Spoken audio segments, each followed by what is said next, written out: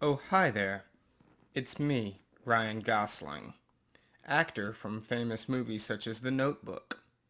This episode is brought to you by the ADHD Alliance of America, a nonprofit organization helping students. Hey, is that a squirrel?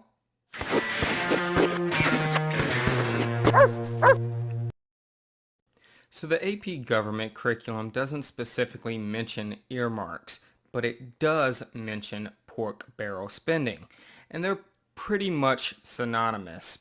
So what is an earmark or pork barrel legislation?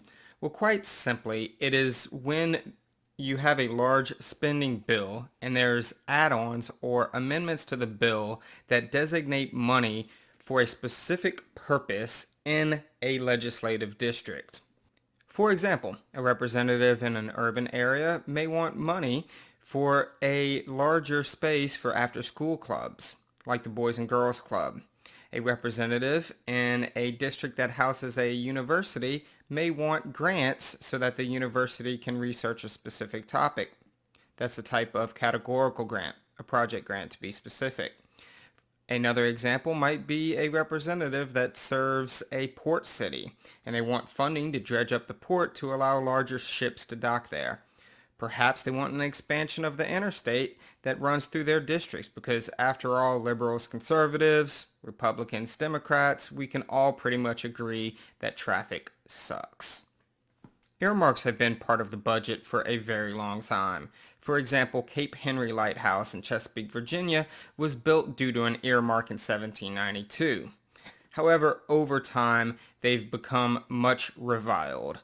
A series of scandals dealing with corruption affecting both parties happened in the early 2000s. And with the election of many Tea Party Republicans in 2010, which was a conservative wing of the Republican Party that really advocated small government and less taxes, they were cut out. In 2011, President Obama even said he would not sign a single bill if it contained an earmark. So we haven't had them in over a decade. Now in 2018, President Trump, much to the chagrin of his more conservative allies, said that it's possible they should bring back earmarks to help smooth negotiations over in Congress. So why do earmarks help smooth over negotiations? Well, let's take the current setup of Congress right now. The Democrats have a slim majority in the House and are evenly split in the Senate 50-50, though they have Vice President Kamala Harris able to break the tie.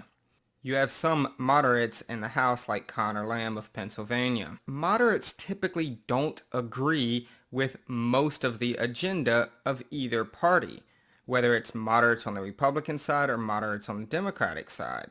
So when leadership is trying to whip votes for a particular bill, adding in earmarks and money that can be set aside for a specific purpose in Connor Lamb's district really helps get his vote. Not only does it help him and help him able to go back to his constituents and say, listen, this is what I was able to accomplish in Congress, and that helps his incumbency advantage and get reelected. And that reelection chance is also beneficial to the Democratic Party because Speaker Pelosi certainly wants to retain the House majority in 2022. And if they are passing progressive legislation that is not popular in moderate districts like Connor Lamb's district, then they're going to lose it. So it's a twofold thing. One, you can get moderates in the House like Connor Lamb vote for a particular piece of legislation even if they don't agree with all of the tenets, and then he's also able to go back and credit claim for his constituents. And understanding credit claiming and how that gives incumbents an advantage is important to understand for AP government. This also is the case in the Senate, where you have Joe Manchin of West Virginia and Kristen Sinema of Arizona, who are moderates. Now, Arizona barely went to Biden in the presidential election, and West Virginia is a pretty red state that went to Trump. So he's a vulnerable Democrat, but if he's able to go back to West Virginia and say, these are the projects that I I was able to negotiate to help you, my fellow West Virginians, then that's going to help him get reelected. And that in turn will help the Democrats keep the Senate, which makes Chuck Schumer, the Senate Majority Leader, very happy. So if you're a small government conservative, you think adding all these earmarks to bills only bloats them. It increases federal spending, it increases the role of the federal government, on and on. The other thing is that it does potentially lead to corruption. Now, Democrats and Republicans were able to reach a deal to bring back earmarks. And from all reports, and just using common sense, Republicans, even those that are publicly against it, privately enjoy them. Why? Because of the same reasons I listed for Joe Manchin or Conor Lamb.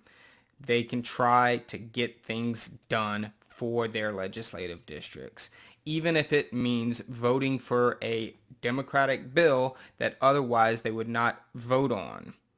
This helps Democratic leadership and Biden because they can say that the bill was bipartisan and they were able to get Republican support. The Republican who voted on it may not be as criticized for voting for a Democratic bill, even in a very conservative district, if they are bringing back money to help the local district's economy. Now, most of the earmarking will occur in committees and subcommittees. And if you've been taught the bill to law process already, you know that most of the work in figuring out the language and the editing and the adding of amendments to bills take place in committees and subcommittees. So for example, my Congressman Garrett Graves, it represents me in South Louisiana, is on two different House committees. He's on the House Committee of Transportation and Infrastructure, and he's on the House Committee of Natural Resources. Now within those, there are subcommittees that he works in.